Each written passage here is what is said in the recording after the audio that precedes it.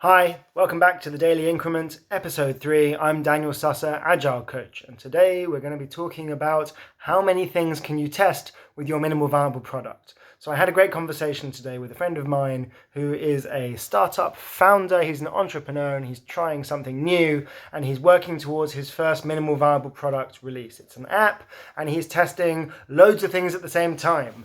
And I asked him, what's the most important thing that you want to learn about your customer? And he said, well, it's this and it's that, and we want to know whether they like this, and we're going to measure that.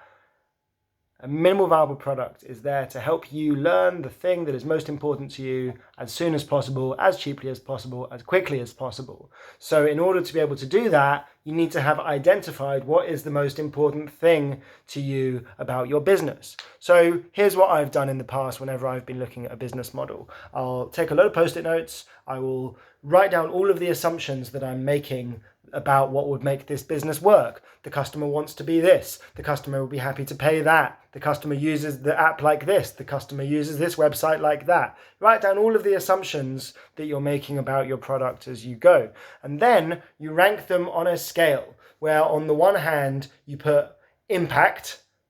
This is the likelihood, this is the depth of impact of us being wrong about this assumption. And the other one is how much do we know this thing. So the stuff that you don't know goes over here and the stuff that you do know goes over here. And then what you have, you distribute all of your ideas relative to each other so that you should have a quadrant up here, which is the stuff that you really don't know and would have a really big impact if it was wrong. And over here you have the stuff that you do know, pretty sure, and is not a big deal if it's wrong.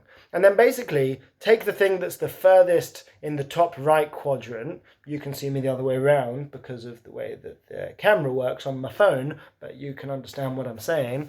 And take that assumption and work out how can you test that thing as quickly, as cheaply as possible. So if you're building an app and you're building an MVP app iteration, and you think you're testing your main, most killer assumption, make sure that everything you're doing for that app release is testing that assumption. So don't throw in a load of other functionality that's nice to have that will take you more time to build, because it's going to slow you down. And the point is, you've got this killer assumption sitting at the top right of that quadrant, nagging at you, making you really unsure as to whether your business is going to work or not, or whether it's going to be a failure. And if you're delaying yourself in testing that and potentially finding out that you're wrong about that assumption, you're delaying that to test something less important, then you're missing an opportunity to be really quick, to pivot early, to fail fast, and do all of those lovely things that we know we want to do in the startup agile world. So in summary, test one thing, test it quickly, identify what that thing is that you want to test it specifically, test the other stuff later, be really, really meticulous with yourself so that you only test the important stuff, and learn quickly. See you next time.